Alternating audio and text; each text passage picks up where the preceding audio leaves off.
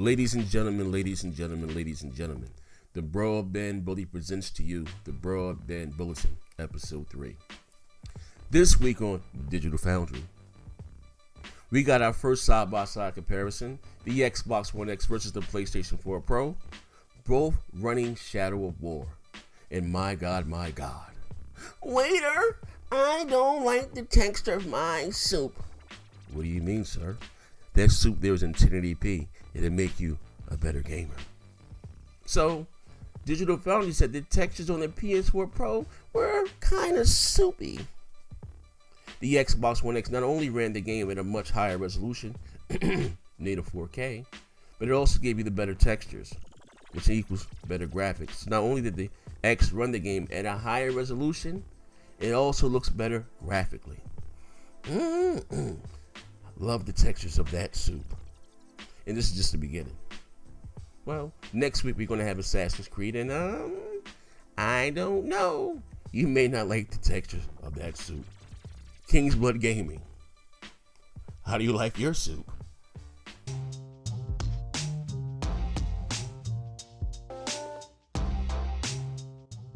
What's going on, ladies and gents? This is your guy, King's Blood Gaming, and I'm back on a Broadband Bulletin with some surprisingly bad news about the granddaddy of all racers, Gran Turismo. Well, Gran Turismo Sport. Alright, so on every fanboy's favorite website, Metacritic, reviews have kind of been bombing for the king of racers, alright? I know people will say that a game in the 70s isn't bad, and this is correct. You're totally correct. But not for games like Gran Turismo or Forza or God of War or Halo. No, big fella. That rule does not apply. Forza 5 was trash and had the appropriate average review score of 79 on Metacritic. Well deserved. Now in this case, I thought GT Sport would have been rated at least an 80, but I guess the critics don't agree with me. Reviewers seem to love the way that the game looks and its exceptional use of HDR, but they weren't fond of the always online features and a lack of traditional campaign mode. They also said that the game is boring and has a serious lack of content with slightly over 150 cars. Another complaint about Gran Turismo Sport is that the sense of speed seems off or slow compared to games like Project Cars 2 or Forza 7. But for me, man, look, if you're looking for a good sim racer on PS4 and PS4 Pro, pick up Gran Turismo Sport. It's worth it. I know I played it. Gran Turismo will always remain in my heart, even though I'm a Forza guy. So if you're on the PlayStation side, go get it, man. Pick it up. It's worth the buy. Trust me. But that's enough with me. I'm out here. King's Blood. I'm out.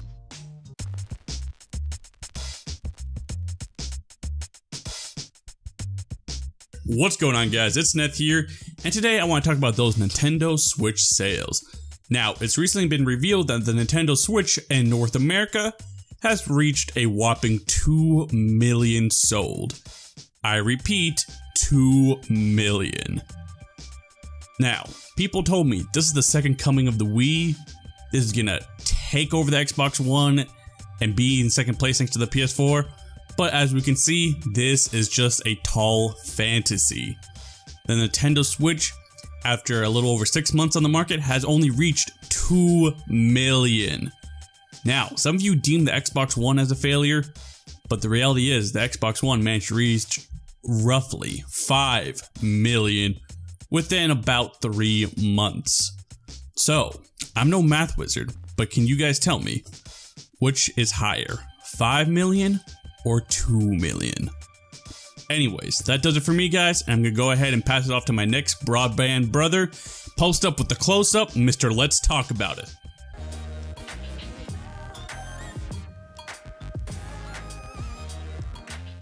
Thanks, Nito, for that introduction. Y'all already know what it is. It's your boy Post Up with the close-up. Mr. Let's Talk About It, and we're definitely gonna talk about it. Microsoft has just released new information regarding their new ad campaign for the Xbox One X, and it is called Feel True Power.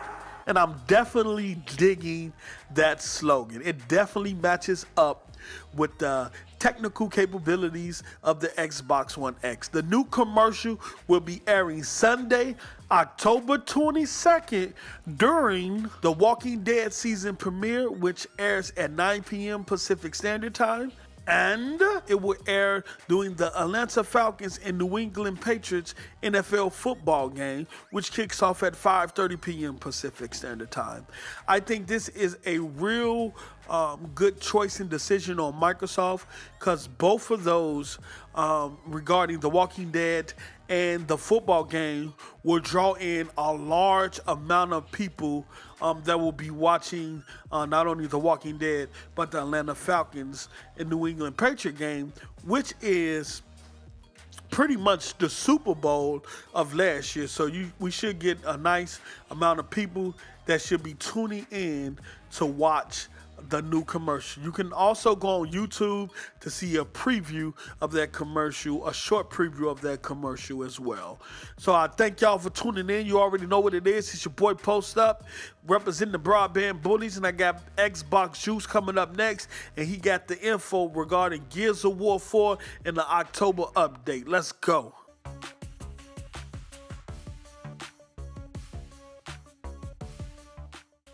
Appreciate it, Post Up. Yeah, it's your boy Xbox Juice, here to bring you some juicy news on Gears of War 4 update for October 23rd. Now, if you have been playing Gears of War over the year, you know the Coalition keeps the game fresh with new characters, new maps, and this update is no exception. We get a Halloween event. We also get 2 new maps, one being my absolute favorite from Gears of War 1, Fuel Depot, and then we also get Apex Lift. And also with this update, ladies and gentlemen, we are getting the 4K enhancements for the Xbox One X. So if you are upgrading to the Xbox One X, you will be able to download those enhancements, have it on your hard drive, and when you get your Xbox One X, you just plug it in and you're good to go. Let me know what you guys think about this update in the comments section. Check us out on Mixer. We're always on there playing Gears of War 4. I don't think we took an L yet. So let me know what you guys think. Now I'm going to hand it off to my boy J-Wax for some more news. Let's go.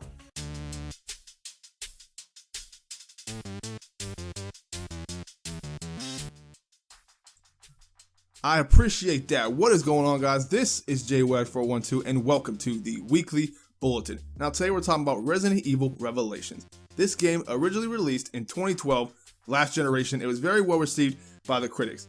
This game recently got a re-release for the current generation consoles, Xbox One, PS4, and PC for the price of $39.99. Nintendo Switch decided to get on this action. They are getting a port 2 months later than their competition, but they are still getting a port of the game, the full-fledged game, Resident Evil Revelations, 2 months later on their console. And a lot of people are excited about this handheld, portable Resident Evil game, if you will. Now, in true Nintendo fashion, they have decided to include 2 mini-games to incentivize you to buy this version of the game over their competition, even though it's 2 months later. This minigame is a direct tribute to Ghosts and Goblins, which is a game that came out in 1985 on the original NES consoles, a game that's heavily praised and enjoyed by many Nintendo fans. However, this time around, you get to play as Barry Burton, which is one of the main characters in the original Resident Evil series. Second minigame doesn't look like too much to look at. It's a top-down shooter, looks very pixelated, but it can be played in the loading screen, so that is a positive. So, are you guys picking up Resident Evil Revelations on Nintendo Switch? Let us know in the comments. And are you guys feeling sick? No? If you are, my boy Mighty Moss 2K got that medicine for you. I'm out of here, guys. Broadband Bullies.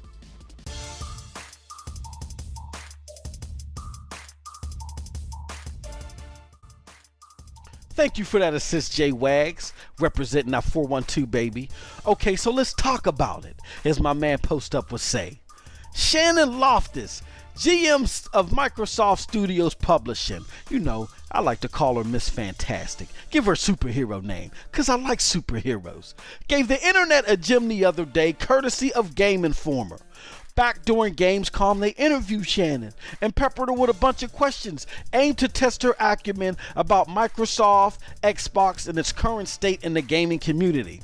So when asked this question, check it out, y'all. We got Halo on the original Xbox and Gears of War with the Xbox 360.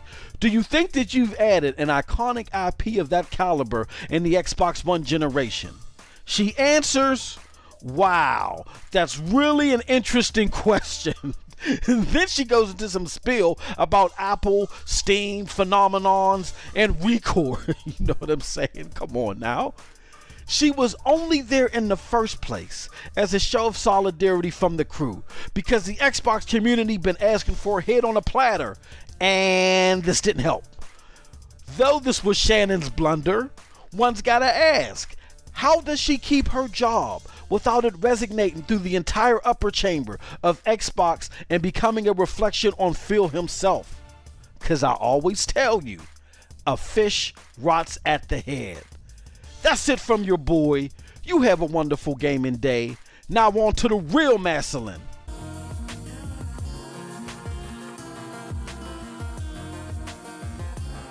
And this is your boy, the real Maslin, and that's been your Broadband Bulletin. We appreciate y'all taking the time out of y'all day to watch this little video we put together, and we hope you enjoyed it. If you did, leave a like, drop a comment in the comment section below, follow all the bullies on Twitter, we'll leave the links in the description for that, and support our Patreon. We just out here trying to grind, trying to get something together for y'all, trying to give y'all as much content and as much news as we possibly can. Follow us on our streaming platforms, whether that's Mixer, YouTube, or Twitch, or all of the above. And follow our official Twitter account at Broadband Bully. And that's bully with the I instead of a Y. Because we can. But that's been your Broadband Bullies, presenting to you your Broadband Bulletin. And be sure to check out our merch store. We got everything from shirts and hoodies to leggings and mini skirts for the young ladies in all shapes, colors, and sizes. We got iPhone skins, laptop skins, posters, canvas prints, mugs, pillows, the whole nine. So if you're so inclined as to rep that Broadband Bullies lifestyle, swing by our merch store, pick you up something. We appreciate y'all for rocking with us, and we out.